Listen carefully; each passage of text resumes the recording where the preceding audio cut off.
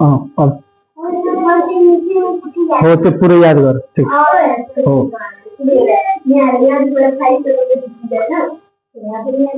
ल साथीहरु नमस्कार ल यता सुरु गरौ है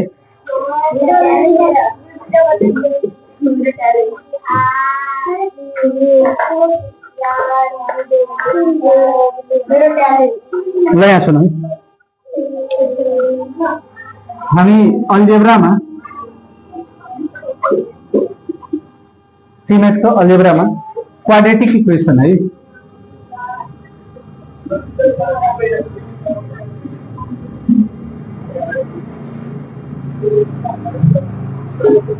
क्वाड्रेटिक इक्वेसन भन्ने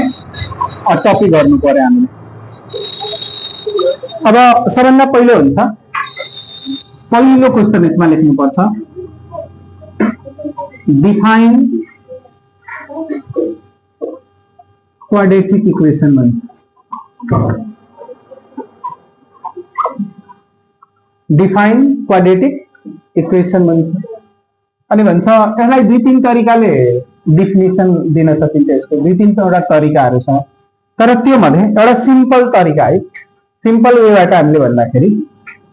an equation which is form of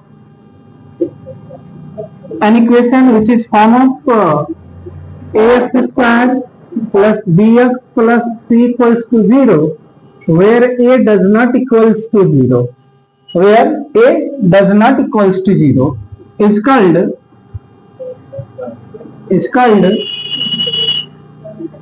quadratic equation it is अर्को फर्ममा लेख्ने हो भने it is a standard form of quadratic equation यसलाई स्टैंडर्ड फॉर्म भन्छ है यसलाई के भन्छ त स्टैंडर्ड फॉर्म भन्छ अर्को यसलाई सेकेन्ड डिग्री को वन भेरिएबल इक्वेशन पनि भन्छ है second degree one variable equation भन्छ है र where a b and c are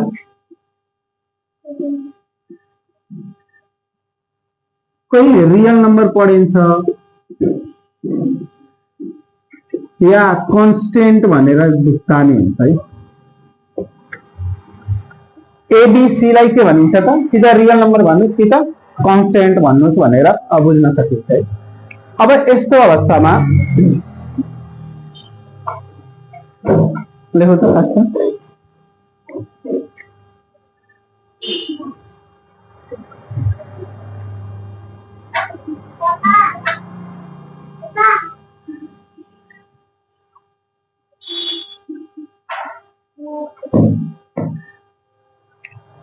अर्को दोस्रो नम्बरमा define pure quadratic equation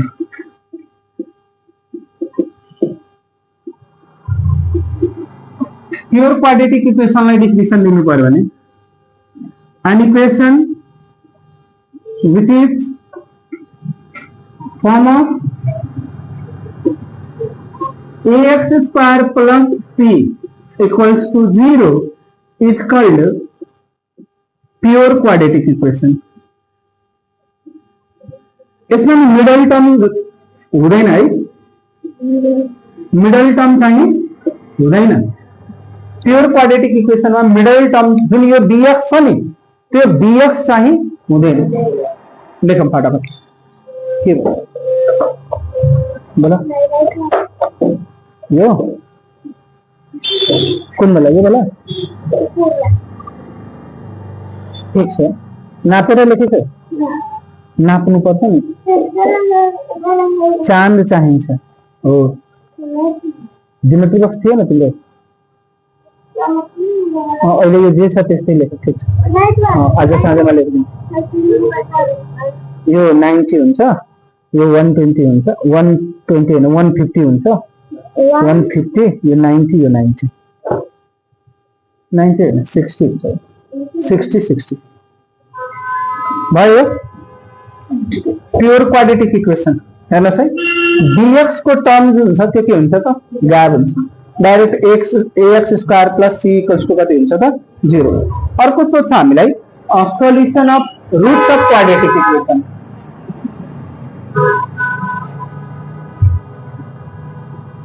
roots of quadratic equation तेस्रो नम्बरमा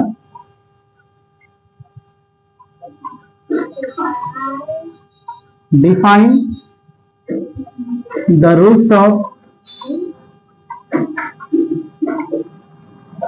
quadratic equation। क्वाड्रेटिक इक्वेसन को रूट लाई के गर्नु छ त डिफाइन गर्नु छ। याद भयो? म 25 उनको लेख्ने काम गरेँ त पहिला त्यो लेख त लेख्ने वाला जति सक्यो हो। ठीक छ, त्यो पहिला याद गर त्यसपछि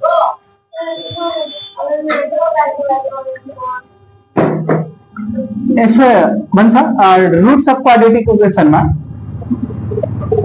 the value of variable which satisfies the quadratic equation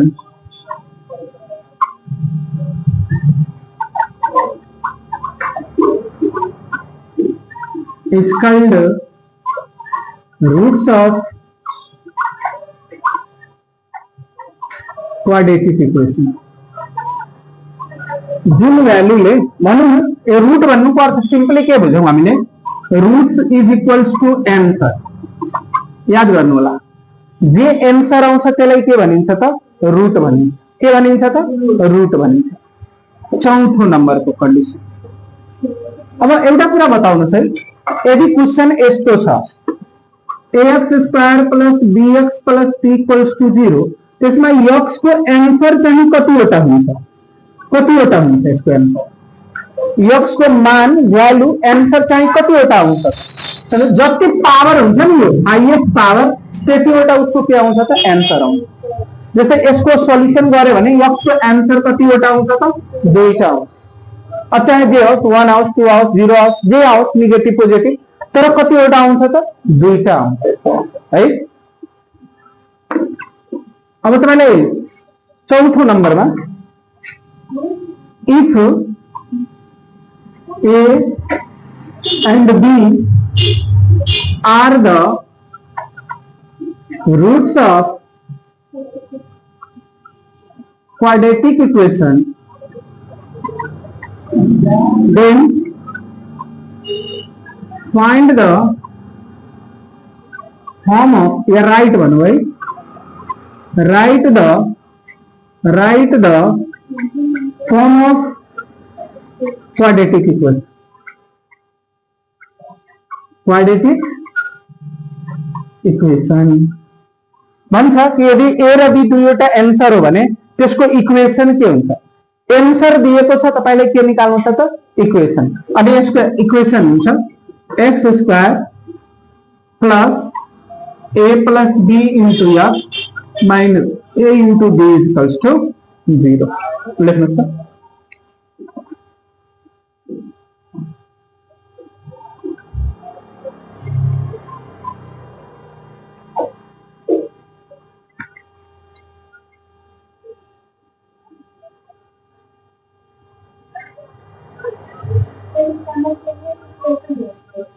एकदम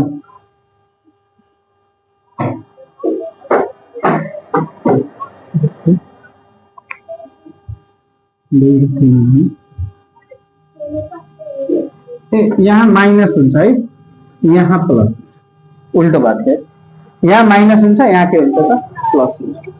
त्यसो चाहिँ अर्को है, अगाडि बढाउ बाबा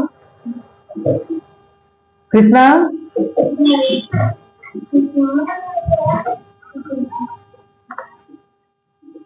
अब अगाडि है हेर्नुहोस् त,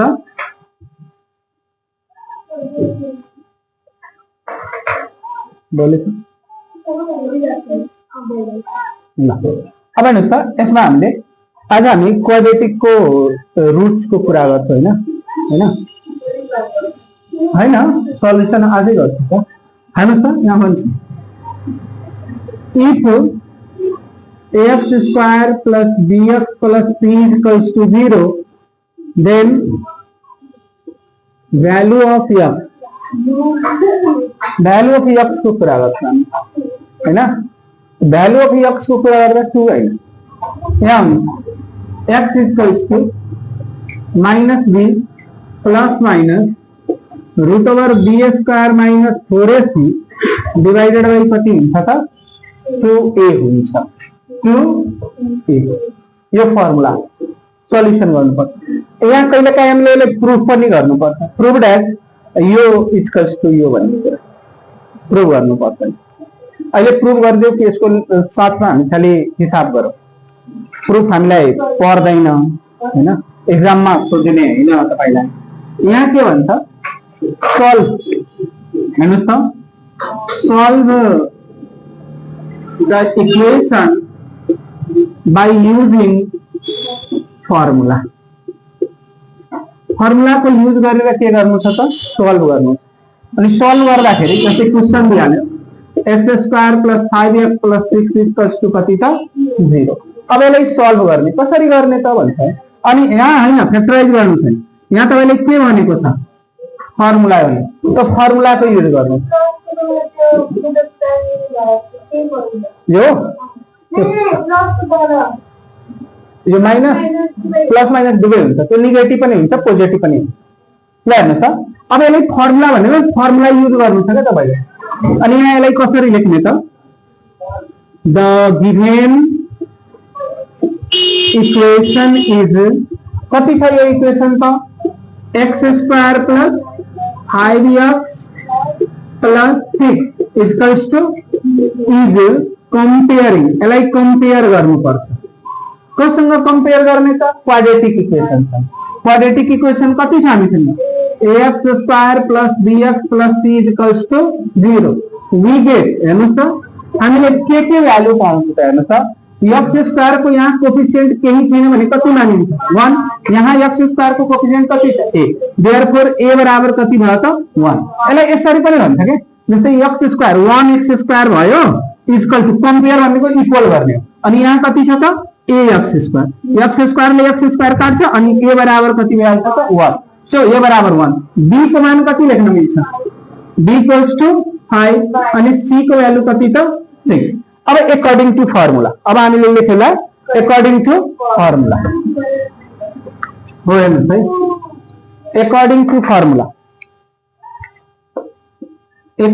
टू फर्मुला अब फर्मुला को कुरा गरौँ हामीले त x बराबर कति minus b plus minus b square minus 4ac divided by कति 2 भ्यालु राखौं त माइनस छ त माइनस लेख्यो b को मान कति छ प्लस माइनस फेरि रूट अंडर कसको स्क्वायर b को मतलब 5 को स्क्वायर माइनस 4ac तो 4 a को वैल्यू कति 1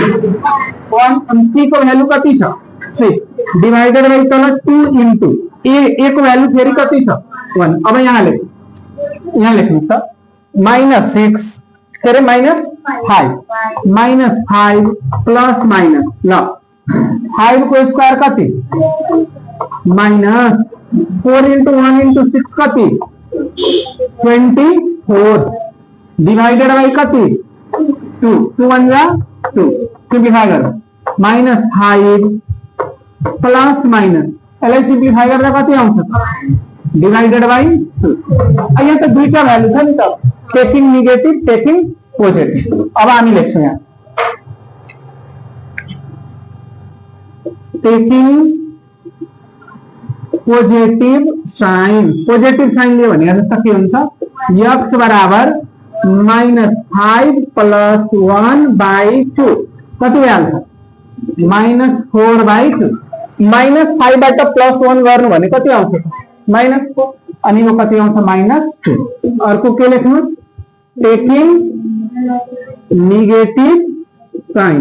नेगेटिभ साइन लियो भने x बराबर कति त x बराबर हेर्नुस् त -5 -1/2 सो -6/2 इक्वल्स टू -3 हेन्स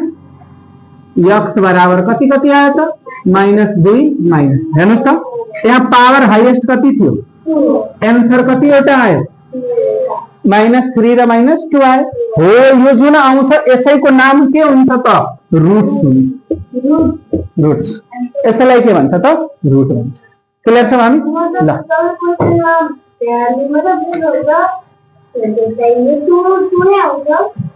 यो क्वाड्रेटिक छ भने 2 नै ल पंखा चलाइयो त अञ्जली अब सोध तिमीहरू के सोध्नु छ हुन्छ तिमी आफ्नो गर मैले बताउँछु के लेखिरहेछ तिमी अहिलेसम्म के लेखिस् पहिला म्याथ गर्दछ तिमीलाई भन्नुपर्छ पढ्नलाई कि आफै पढ्छ 20 चोटि भनेपछि कपी मोडेर नपढ कपी मोडेर नपढ खराब हुन्छ यति किन छोडी पाना ल लेख त right the number name of the flowing लेख 1 2 3 4 5 10 11 12 कति सम्म दिनु हो 60 सम्म लेख त 60 सम्म फटाफट लेख त लेख्छ त फटाफट लेख त पूरा नगरिकन तिमीले अब तिम्रो के छ बोतल लिया ज्ञान से बोतल लिया पिया अभी पढ़ा चुका पानी नहीं